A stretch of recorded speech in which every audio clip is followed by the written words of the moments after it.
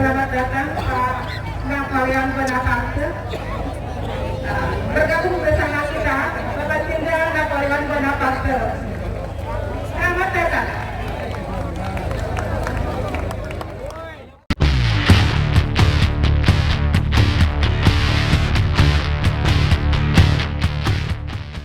Silakan naik ke panggung.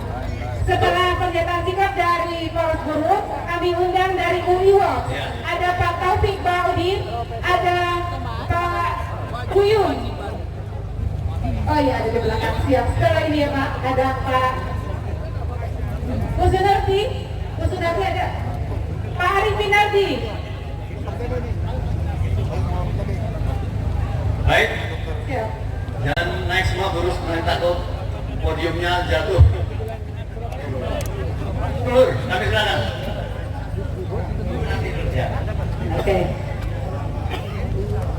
Oke. Bismillahirrahmanirrahim. Assalamualaikum warahmatullahi wabarakatuh. Masih semangat? Masih semangat? Terima kasih. Sebuah kehormatan bagi kami kaum buruh Indonesia yang bisa bersama-sama membersamai hari ini di tanggal 19 ini.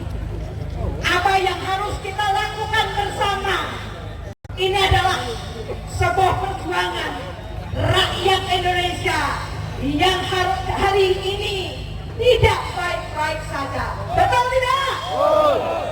Masih stabil. Kita butuhkan kerjasama yang baik, persatuan yang baik untuk melawan ketidakadilan. Ketidakadilan bukan hanya di buruh, tapi ketidakadilan itu di semua lini sudah terjadi. Kenapa? Mungkin saudara-saudaraku, semua tokoh ulama, Pak, dan yang lain yang tidak bisa saya sebutkan. nggak apa-apa di situ, nggak apa-apa namanya. Hari ini banyak botak. memprihatinkan bagi rakyat Indonesia yang belum lama ini kita disuguhkan ketidakadilan, kecurangan dalam Pilpres. Yang hari ini kita berharap kepada MK agar bisa memberikan putusan-putusan yang adil terhadap rakyat Indonesia. Betul tidak? Ini. Maka dari itu, mari kita sama-sama, selain kita berdoa, kita harus bersatu padu untuk melawan ketidakadilan ini. Betul tidak? Betul. Maka kita berdiri di sini, jangan kita beda-bedakan. Kita dari suku apa, dari tokoh mana, dari agama apa, tapi kita adalah bagian dari bangsa Indonesia yang sudah dijajah oleh para penguasa Nazi tercinta ini. Ini yang harusnya sama-sama. Tidak perlu takut. Kita tidak perlu takut kita berdiri ini. Karena mereka juga bagian dari bangsa ini. Mungkin hari ini mereka belum tersentuh hatinya dalam perjuangan kondisi yang ada di negeri kita ini. Mudah-mudahan hari ini dan sampai tanggal 22 itu betul-betul hakim MK betul-betul berpikir secara jernih dan memutuskan seadil-adilnya. Apabila hakim MK juga tidak mendengarkan aspirasi rakyat Indonesia, apa yang harus kita lakukan bersama? Harus kita lakukan. Apakah Bapak Ibu sanggup untuk menginap di tempat ini? Sanggup. Maka dari itu perjuangan bukan hanya kita pariwisata, tapi kita butuh strategi bagaimana kita bisa mampu untuk mempengaruhi hakim MK agar mereka betul-betul berpikir jernih dan juga memutuskan adil. Itu adalah bagian dari strategi kita. Maka dari itu kepada semua Bapak Ibu, kami dari Poros Buruh atau dari kaum buruh yang termarginalkan, yang terkecil, kami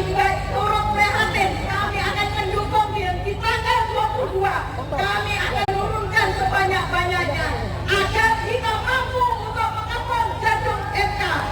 Sepakat? Makan. Itu aja. Terima kasih. Wassalamualaikum warahmatullahi wabarakatuh. Hidup rakyat Indonesia. Hidup rakyat Jakarta. Bismillahirrahmanirrahim. Assalamualaikum warahmatullahi wabarakatuh. Hidup rakyat, hidup rakyat yang terus melawan. Bapak Ibu sekalian, acara hari ini kita ketuk pintu hati para hakim konstitusi. Mudah-mudahan kita akan mendapatkan keputusan dari suatu peraturan-peraturan atau kekuasaan yang selama ini bersifat barbarian. Barbarian itu tingkatnya di kita ini sekarang satu tingkat di bawah keputusan berdasarkan kodongan senjata. Barbarian itu yang berkuasa adalah siapa yang bisa mengumpulkan kepala orang terbanyak, siapa yang bisa mengumpulkan mayat terbanyak, itulah barbarian. Dan Indonesia setidaknya dalam kepemimpinan Jokowi, kaum buruh merasakan betul dan rakyat juga merasakan betul bahwa ini sistem pemerintahan yang barbarian. Kenapa? Karena keputusannya semau-maunya. Undang-undang, kalau dulu senjata yang bisa meletus betul-betul sebagai alat untuk menekan, maka sekarang adalah undang-undang yang digunakan seenaknya untuk memastikan mereka mau ngapain saja, mengeruk kekayaan, dan untuk bertindak sewenang-wenang berdasarkan undang-undang. Itu barbarian. Termasuk kejadian kemarin. Untuk satu sudah di ousted, dipikirkan, tinggal 8 hakim, dan saya mencatat setidak-tidaknya ada 1 hakim yang masih barbarian. Ya, ada 1 hakim yang barbarian. Ya, yang 7 insya Allah dia bisa membela kebenaran. Ya, maka itu saudara-saudara sekalian, kita datang untuk menguatkan hati mereka. Bagi rakyat, contohnya kaum buruh, Pak, Indonesia butuh tenaga kerja, butuh lapangan pekerjaan. Saya mau datangkan orang dari Cina, kamu mau apa? Puluhan ribu orang datang mengambil hak pekerjaan bagi rakyat Indonesia yang tidak punya pekerjaan. Itu barbarian. Barbar. Ya. Saya mau memotong upah buruh, upah gaji, upah karyawan, termasuk yang gajinya 100 juta, yang gajinya 150 juta. Besok pesangon kalian itu kalau pensiun dipotong 40-50%. Ya, ingat nih, jangan kira kaum buruh yang gajinya hanya 5 juta saja. Banyak yang gajinya 100 juta, yang anggap yang demo-demo itu katanya, itu kaum buruh di pabrik-pabrik. Begitu dia pensiun, dia nangis saudara, karena bedanya bisa 1 miliar, 1,5 miliar dari yang seharusnya dia terima sebelum undang-undang siaran omnibus law itu diberlakukan. Ya, itu satu contoh. Gua mau kamu apa? Gua mau memperkaya orang yang sudah kaya. Gua mau menjilat para konglomerat, para oligarki. Kamu mau apa? Ya, kita tidak bisa apa-apa. Faktanya ini negara barbarian. Ilmu, profesor, orang ahli, orang pintar tidak ada gunanya di hadapan Jokowi dan kroni-kroninya. Tidak ada gunanya. Turunkan Jokowi. Maka ada panggil seperti ini. Kalau mereka terus seperti ini, tidak mustahil seluruh rakyat atau kaum militan juga akan mengasah, memperkuat ototnya untuk memastikan kekuatan kita di hadapan mereka. Kira-kira seperti itu, saudara. Barangkali waktunya akan terjadi. Kita lihat beberapa perkembangan ke depan. Saya rasa itu saja. Kaum buruh bersama rakyat. Kemarin kita memang poros buruh untuk salah satu paslon, yaitu Amin. Dan alhamdulillah di beberapa kawasan industri Amin dapat suara yang signifikan, dan itu bagian dari kerja-kerja yang kita lakukan. Mudah-mudahan ada keputusan yang baik, dan tidak sedikit negara yang harusnya jatuh, contoh di berbagai negara ya, negara yang harusnya jatuh ke jurang, tiba-tiba dia selamat karena ada orang-orang pemberani. Orang-orang pemberani yang mengambil keputusan yang mungkin berbeda dengan orang-orang di sekitarnya, tapi demi menyelamatkan negara. Kita berharap hakim-hakim konstitusi ini akan menjadi orang-orang pemberani yang ingin menyelamatkan bangsa kita dari keterpurukan. Terima kasih. Billahi fisabilil haq. Wassalamualaikum warahmatullahi wabarakatuh. Bismillahirrahmanirrahim. Assalamualaikum warahmatullahi wabarakatuh. Salam sejahtera untuk kita. Yang saya hormati Bapak Ibu sekalian, saya hanya menambahkan, jadi kalau Pak Jumhur mengatakan rejim ini aja barbarian, saya mengatakan sejak Jokowi berkuasa, dia adalah rejim fasis, Bapak Ibu sekalian. Setuju tidak? Sudah banyak melakukan pembantaian terhadap rakyat, bukan saja dibunuh, tapi melalui berbagai macam kebijakan.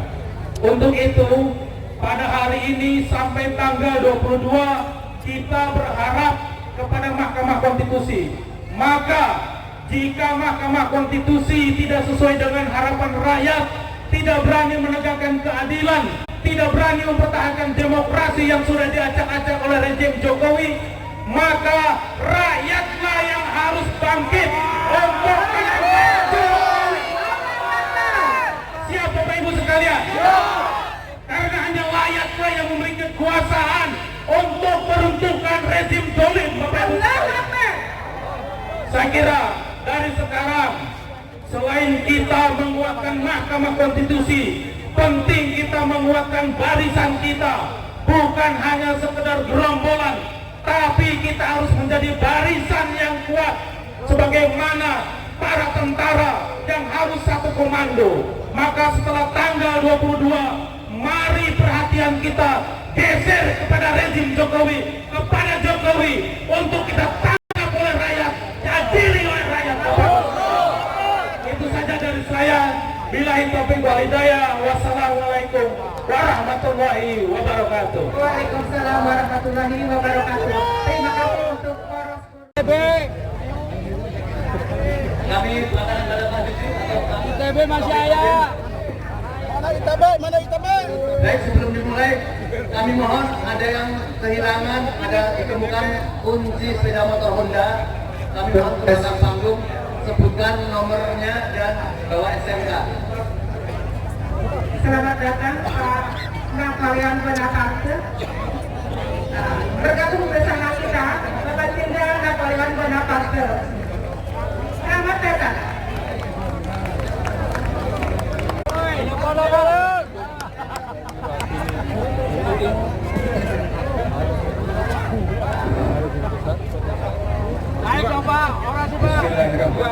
Assalamualaikum warahmatullahi wabarakatuh. Selamat siang. Selamat siang. Assalamualaikum warahmatullahi wabarakatuh. Waalaikumsalam warahmatullahi wabarakatuh. Kami dari WeWatch. Oke.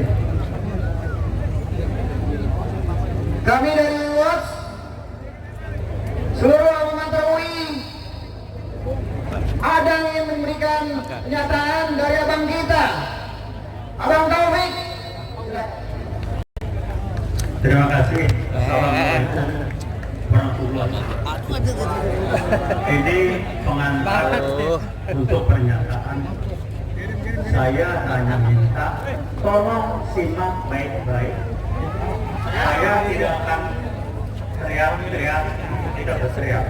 Yang ingin saya sampaikan adalah sekarang sudah saatnya kita mengangkat, membenahi sumber masalah. Kita dibawa arus oleh mereka, menimbulkan akibat bukan sumber. Apa sumber masalah? Sumber masalah adalah bila diacak-acak oleh PKI gaya baru. Ada yang ingat apa itu sumber masalah? Kita diarahkan bicara demokrasi, salah nggak? Salah, tapi itu bukan sumber masalah. Sumber masalah Pancasila diobok-obok oleh siapa? PKI gaya baru, supaya kita tidak memahami, tidak melihat ini, diarahkan demokrasi, oligarki. Salah enggak juga, tapi kita dialihkan. Jadi kalau MK nggak benar, dia sudah dikendalikan oleh PKI gaya baru. Itu bacaannya begitu. Apa yang dilakukan PKI? pusat. Dia mengendalikan secara konstitusional.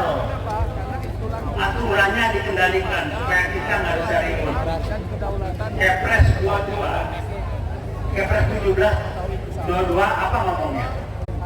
Contoh kudeta konstitusional. PKI pada G30S65 adalah korban. Itu kudeta konstitusional. Ribut nggak kita? Kita ribut demokrasi ini. Tidak prinsip yang bukan sumber masalah. Berhentilah. Jadi kalau MK ngabur, dia sudah dikendalikan oleh PKI gaya baru dan yang ada cakap Pancasila. Berapa banyak yang mengatakan Pancasila dia cakap? Poinnya cuma dua. Kita bicara yang Kalau akibat. Itu berpikir cerdas. maka coba apa yang mau kita lakukan? Pernah nggak mikir? Kita ingin menyerukan pada seluruh Indonesia. Ya, buku awasan kita berbentak Itu bukan dibayar, tapi apa yang lakukan disamakan. pada Allah. Kenapa? Sedang demokrasi tapi itu bukan sumber masalah. Pancasila juga pokok. Nepotisme Pak bertentangan dengan Pancasila. Demokrasi juga bertentangan dengan Semua korupsi bertentangan dengan tapi jangan lupa kalau nanti yang ada siapa yang ngomong-ngomong DKI kayak artinya ada ada perlawanan, nggak yang angkat? ada kebenaran dan keadilan. Itu ada Saya pengabaian ingin mengingatkan jangan terbawa arus yang mereka apa yang akan kita lakukan kalau mereka menolak? jadi saya mengatakan Apa? Lawan kita akan kita akan putusan MK nanti menggambarkan MK sudah dikendalikan oleh PKI nggak perlu itu aja. dasar Cuma itu dilihat. keadilan atau Jadi jangan menghimbau jangan PKI itu kan tadi. kita ingin mengatakan Kenapa deh? Buat PKI boleh. tetaplah kita Bohong itu biasa. untuk membuat Indonesia Ijazah palsu itu biasa. sejahtera untuk Bapak gua PKI gua nggak aku biasa. merdeka.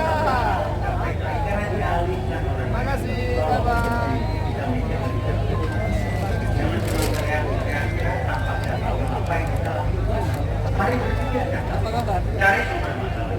Nah, pernyataan nanti akan dibacakan oleh saya ingin mengatakan tolong kita berpikir cerdas, angkat sumber masalah. Pancasila diangkat aja oleh PKI kayak baru semuanya akibat.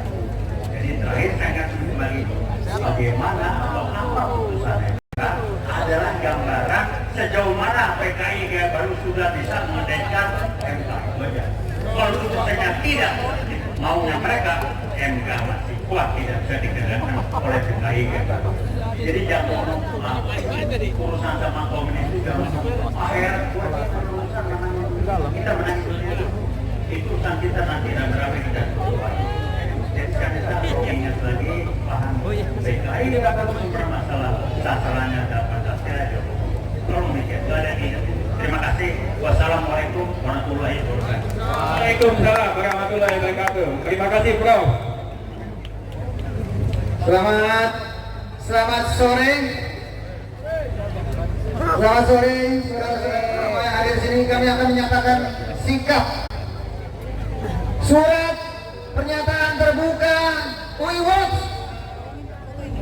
Melalui surat ini sekitar jam 13 waktu Indonesia Barat tanggal 19 April 2024 di titik kumpul Patung Kuda Jalan Merdeka Barat, kami dari UI Watch Plus menyampaikan sikap sekaligus pernyataan secara terbuka sebagai berikut. Pertama, pemilihan presiden dan wakil presiden atau Pilpres 2024 jelas-jelas telah melanggar prinsip keadilan, hukum, etika, bahkan terlihat jelas adanya abuse of power atau penyalahgunaan kekuasaan. Jokowi selaku presiden sebelum, semasa dan sesudah Pilpres. Kedua, sejumlah pelanggaran itu tergolong struktur, sistematis dan masif atau TSM yang semua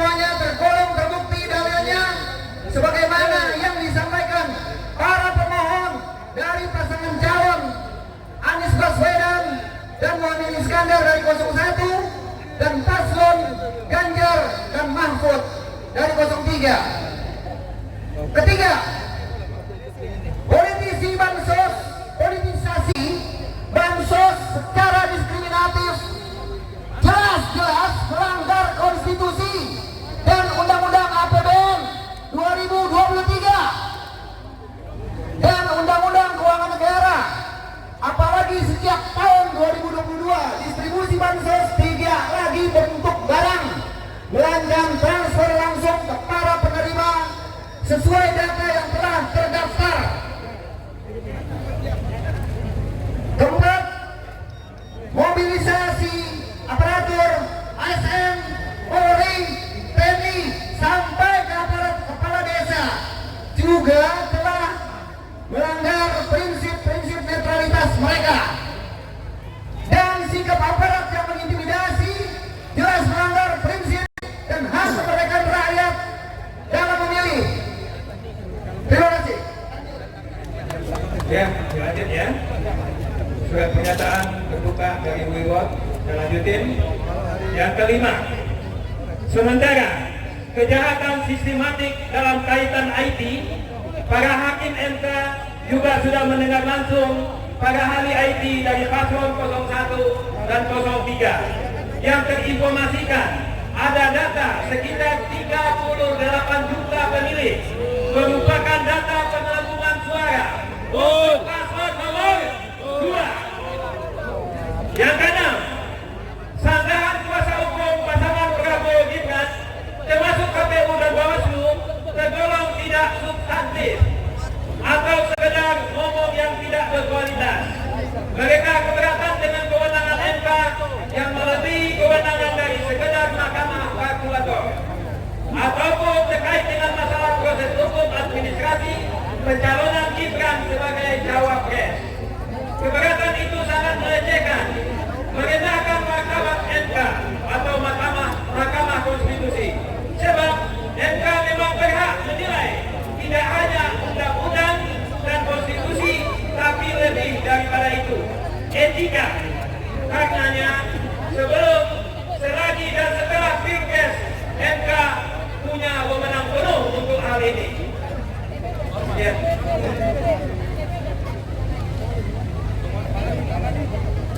Berdasarkan dinamika jauh sebelum, semasa, dan sesudah Pilpres, melalui surat pernyataan ini, kami dari UI Watch Plus menegaskan sikap sebagai berikut. A.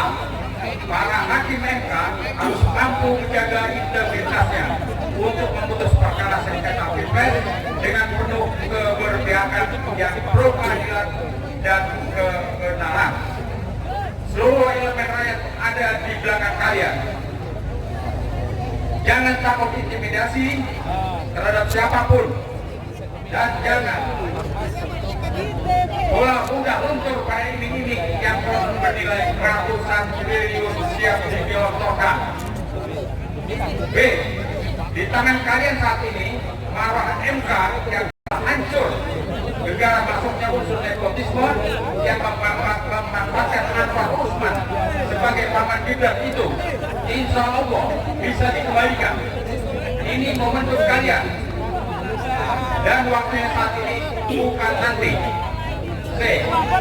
Saat ini bangsa dan negeri ini dipertaruhkan masa depannya, bisa selamat atau justru hancur dan musnah. Dan inilah peran kalian sebagai negarawan sejati, bukan sebagai buah undang. D. Harus ingat, peran kalian sebagai hakim MK saat ini, jika pro keadilan dan kebenaran, akan memangkas impian Jokowi ingin membangun koalisi dinasti. Siapa? Sekaligus mewujudkan impian sejak dulu Boleh. untuk maju untuk menjadikan negeri ini sebagai negara komunis. Komunis gaya baru. Juga akan memusnahkan Pancasila di bumi pertiwi ini karena dinilai mengganggu ideologi komunisme. D. Harus dicatat, perencanaan besar Jokowi mengkhianati para pendiri negeri ini sekaligus melecehkan kedua proklamator kita benar-benar melupakan sejarah. Dan itu kebiadaban sejati. Sekali lagi, itu kebiadaban sejati. Demikian surat pernyataan ini kami sampaikan secara terbuka sebagai keselamatan bangsa dan negeri ini saat ini dan saat datang untuk generasi saat ini dan anak cucu kita. Kita wajib memastikan peninggalan negara yang teratur baik sebagaimana dijelaskan Pancasila. Patung Kuda Jakarta 19 April 2024 kami yang membuat pernyataan dua ini karena Perusahaan Besar Universitas Indonesia. Ya, semuanya kami mengucapkan terima kasih dari Wilon dan kami alumni UI. Ya, mohon maaf lahir dan batin. Ya, Semangat berjuang. Ayo,